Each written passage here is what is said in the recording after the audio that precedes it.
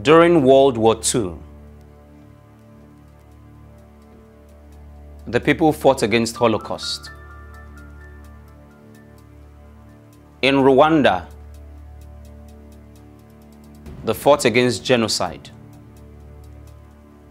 In South Africa, they fought against apartheid.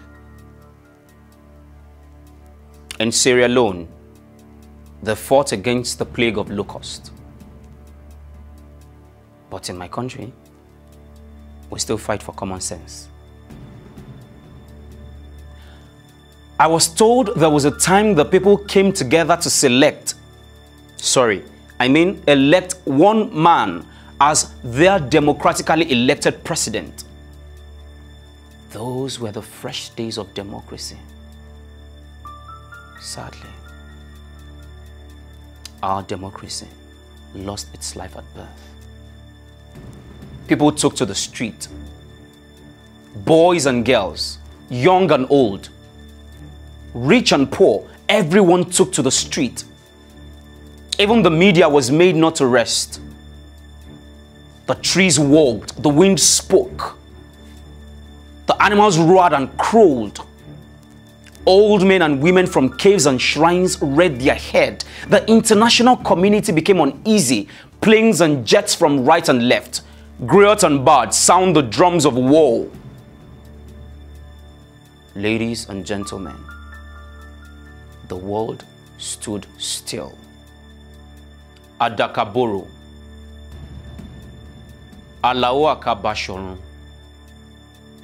Beko, Delegiwa, Falano, Faweimi, Odumakin, Fela, Sarawiwa, and the Ogoni Nine.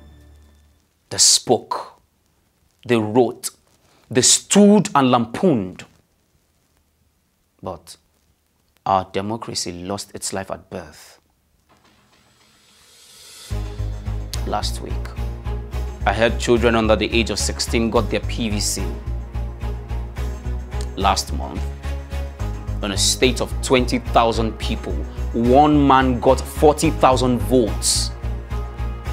Last year, a friend was told he must have his PhD before he can register his own political party. Many months ago, Yorubas were not allowed to vote in the north. Hausas were not allowed to vote in the west. The Igbos were not allowed to vote in Benue, and the Ogojas were not allowed to vote in Lafia.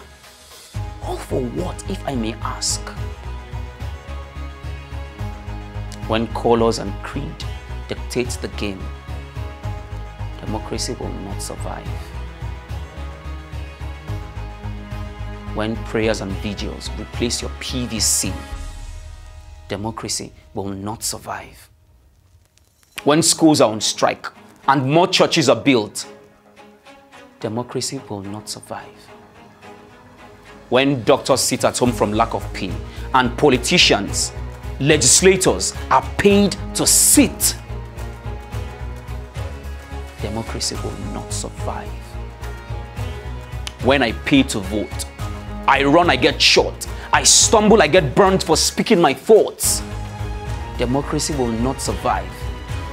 And when the cripple becomes the sport minister, the dumb the electoral chairman, and the blind the minister of information, democracy will not survive.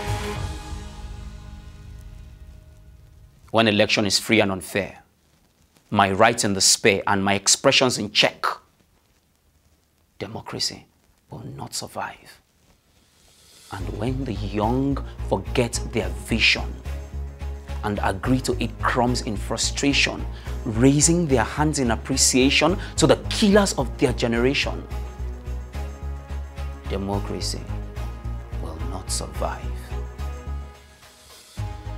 We have enough for our need, but it can never be enough for our greed.